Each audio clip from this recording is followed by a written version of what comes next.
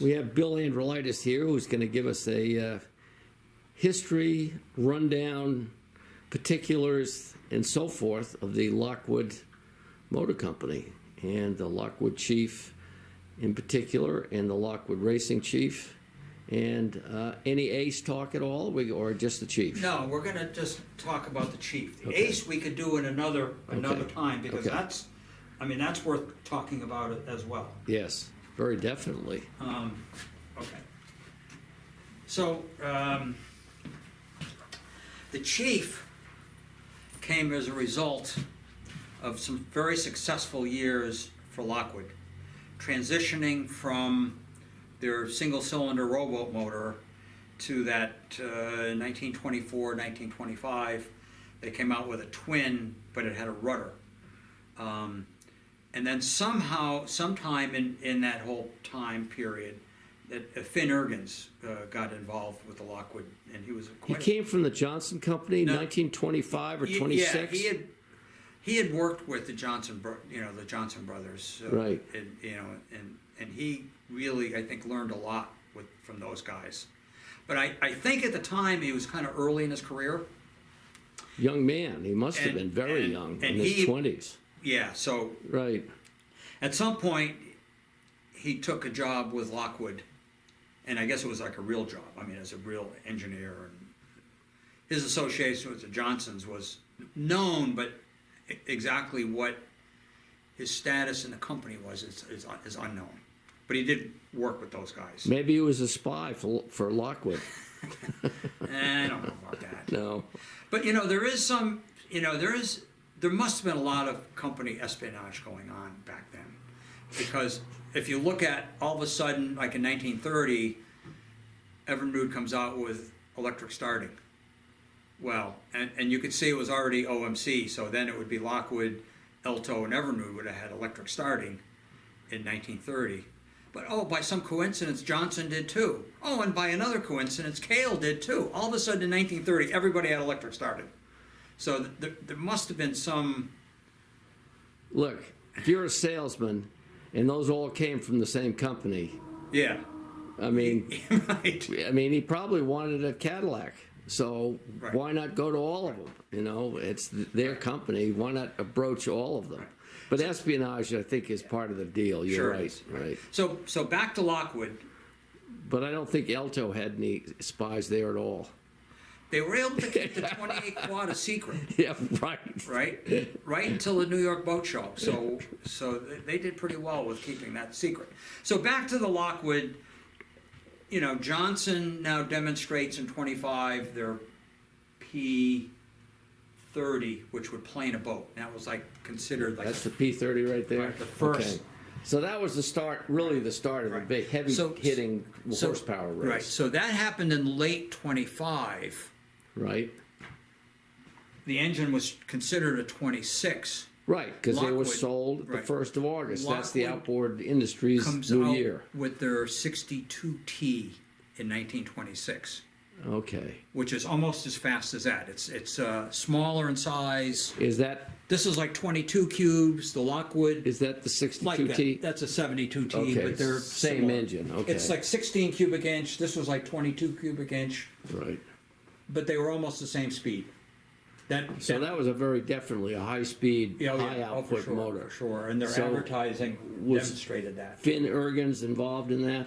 Oh, for sure. Okay. Yeah. All right, 26, yeah, he probably would have been, yeah. Okay, so 27 comes along, great success. They come out with that one, which is a 1 year newer version of basically the same thing. Okay, yeah, he must have been, because his applesauce recommends that engine. Yeah, that boat he It's a Finn designed. Ergens Yes. designed boat. Right, exactly. So by 27, they were really on board with that as a Okay. planing motor. That motor would actually plane a boat very well. Yeah, I mean, it like goes a very, very 20 well. miles an hour kind of thing. You've had it up. I've had it up to 22. Yeah. 24. Right, yeah, somewhere in that neighborhood, yeah. So No, they're it goes good. good performer. So, based on that, I'm sure the Lockwood Company said to probably Finn Ergens, we got to go more. We got to do more. We got to stay on top of this. So, of course, the Ace was a modification of the 72T. Okay. Similar in a lot of respects. Okay. The Ace is right there. Yeah. Right okay. here. Similar, I mean, the power head is close to being the same. It's a little bit smaller in displacement to fit under the new. New that year, 1926 winter. Or was it 25 that they went to A, B, C? They did, being but they had 15, 20, and 30 and 40 cubic inches. that was considered at 16 cubic inch. That was a B motor. Yeah. This at 22 cubic inch was a C motor. Right.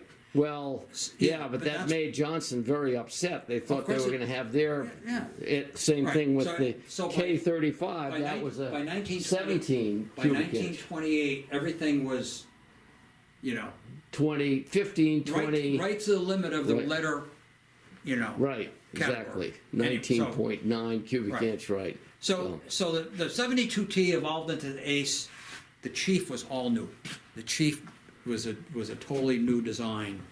Really? Yeah, yeah. How so? What made it different than the 72T? Oh, big. It's a 20 Bigger 20 displacement, cubic but that's inch the engine. Ace is the same deal. It's a smaller version. Why is the Chief? What makes it different than the 72T? Is it the muffler? Is it the carburetor? What? Well, What makes it an innovative engine versus just making it a larger displacement? Well, the intake manifold is very different. Okay. But we can All right. talk about those differences more with your 1928. You know, we can talk about Okay. those All right. differences. All right. Yeah. So So this is the 28. right. Yes. So Okay. many features that were not found on the Ace and any other outboard really. So one of the features, probably about the first outboard to offer a twist grip throttle, right? Johnson didn't have anything like that. And Evinrude had that motorcycle handle on the Speedy Twin that we could talk about later. And Elto obviously didn't have any thought about control at all. You have to reach back and work the timer. They didn't have a carburetor that could use a throttle. They had no provision for steering hookup.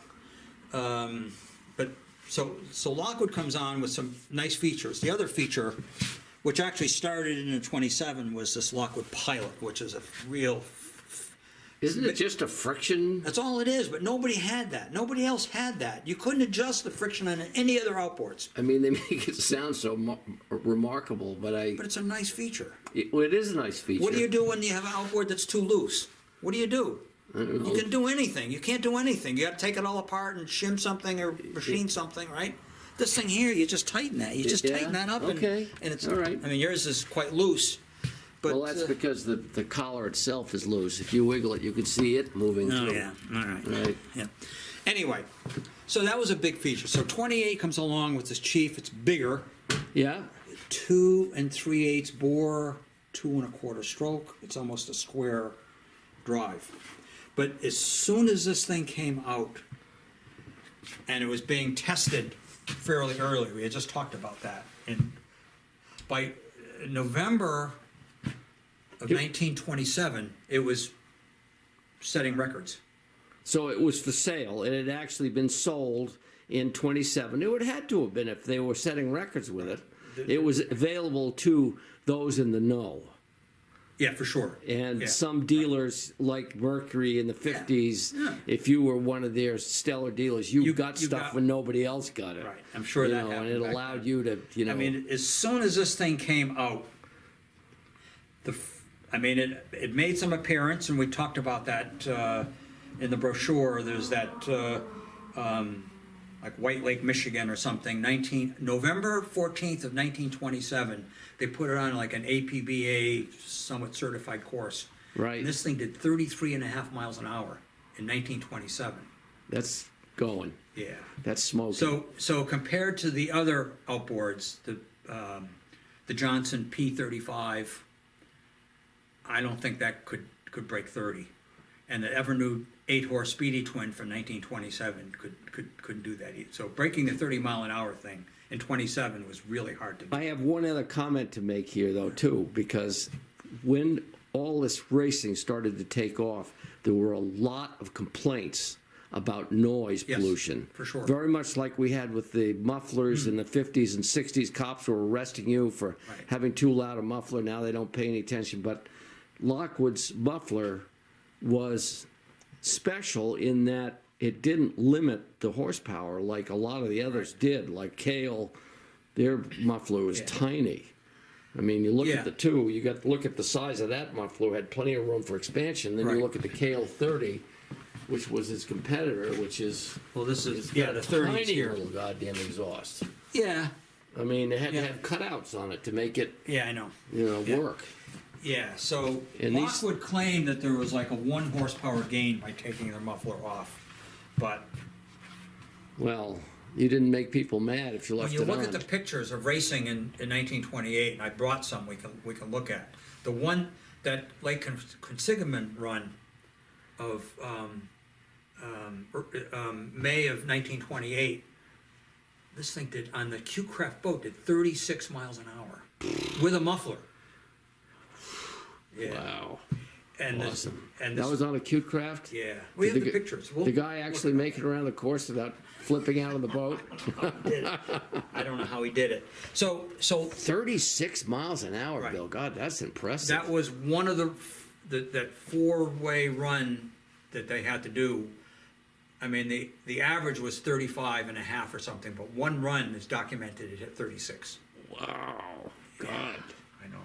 I mean, we look at 36 today and we kind of laugh, but Right. boy, I tell you what, you're in one of those boats at 36 miles an hour. Right. You have gone past the design characteristics of that boat by about 10 miles an hour. Right. Yeah. Huh? Oof. So here we are, 1928, Lockwood Chief. There are some details that we're going to talk about real soon that made it really different. The barrel valve carburetor is a real oddball that we're going to look at. It's quite a strange, definitely something. This is a barrel valve, okay, and Yeah. that's But we're gonna look this at is that. operating the valve. right. Okay. Yeah. And we're going to look at. I brought one in pieces that we can really look at. Eisman magneto. So I guess one could say that the only parts they purchased were the magneto parts. The rest of Okay. it was made by Lockwood. The carburetors, Lockwood. Some makers bought carbs like Tillotson carbs and this and that, but Lockwood stayed with their own carb. Tillerson must have had some very bright people working there as Yeah, well, probably because did. their carburetors don't Right. stand out as being dogs on any of the engines. They So put 'em this on. worked very, very well for 1928, and there's great pictures of these things setting records. And they also ran, these also ran in marathons. They actually ran these in the Albany, New York Marathon. I can see that. The engine's 130 reliable. 133 miles, average 25 miles an hour. That whole run for 4 or 5 hours, something like that. I don't see how the guys that ran that race lasted that I know, long. I know. Just beat to death. Right. They had to have been in their 20s. So after the success of 1928, Lockwood added more to the design. So this is a very typical you'd see in 1929. This one might be a late 29 or even a 30, but for the purpose of this, we're going to call it a 29. Some big changes. Okay, so Is this an OMC engine or is this still a Lockwood engine? this one is right at the Cusp? right. So it says Lockwood, but if you look at the decal over here, what's left of the decal, you can read it, and it says Lockwood Division Okay. of OMC. So when were these, when did that actually take place, right? 1929? We're gonna talk about that as well. I have some documentation. Okay. March. March. The big announcement was in March of 1929. Okay. And, So basically, 29 was mostly OMC year. yeah, Okay, but the production facility was still open and they probably ran it till the end of the year. right. I mean, Briggs was not, he liked making money. Yeah, and that was quite a merger of 3 lesser brands. But the Evinrude factory Alto, was new. Evinrude, and Lockwood, compared to Johnson, were way lesser brands as far as production Yeah. capability. Yeah. Okay. So anyway, back to some features now. This is very typical of a 29. The big change was they call it the Silent Chief, and it has underwater exhaust now. So how well did this start? Did they have any difficulties? No. Some of these underwater exhaust things have trouble with breathing. In fact, the last time I ran this, I forgot to open the cutout. Yeah? They do have a cutout, you see right Yeah, here? okay. You see, you can open. All right, so they did have a provision for it, so had a they were provision smart for enough, it. okay. The last time I ran it, I forgot to open it. Yeah. It started fine. Yeah, It but didn't seem to matter. But it's Lockwood, they do start. Yeah, I know. Well, If you don't the, flood the 'em. secret is the large expansion chamber and this large opening. Yep. And later, OMC grabbed this feature from these. And like you look at all the Evinrude Altos from the early 30s, they all had this. They all had that large chamber and the huge opening based on the cap plate. Gotcha. Yeah. All right. Other big changes, a whole different throttle arrangement. It's a very different system, okay? Very different carburetor.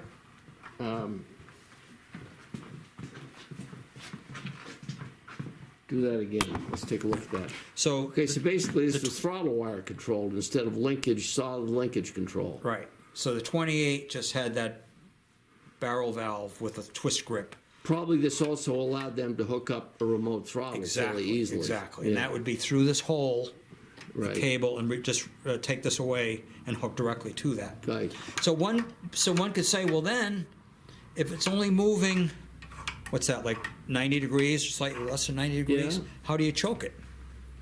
Well, that was a great feature through this. Right. So that motion, that 180 degree motion that plagues a barrel valve carburetor was accomplished by having a shaft within a So housing. basically what they did is that idea was out in an aftermarket edition prior to this being introduced. Yeah. So what they did is they adapted that Yeah. override feature, Right.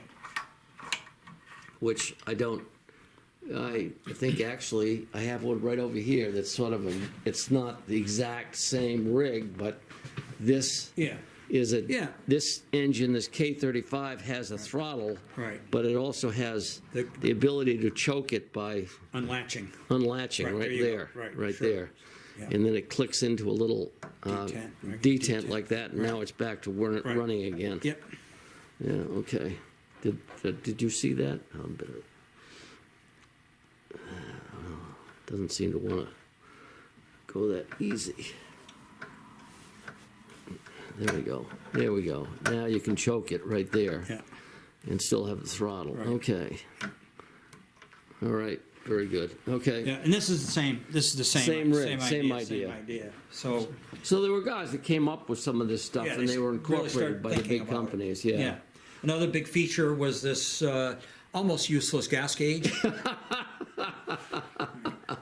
They were glass, weren't they, originally? According to the literature, they were Plastic? called Bakelite, and I've never Really? heard of clear Bakelite before. Wow, neither have I. So I made this one out of glass. Okay. And Why do you say I- almost useless? well, because when it's on the boat, the gas is sloshing, Okay. and all this does is go up and down, up and down, Okay. up and down. It's So- fine. It's on the stand. It tells you. Okay. it- It's a great sales feature, It's a but, fe- it's a but a sales useless feature. Yeah, running it's feature. kinda useless, Okay, I think. yeah, all right, Well, we'll see this summer when I run this more. all right. We'll see if it helps at all. So we covered 29 features that were different. Okay. Do you want to halt for a bit? All right.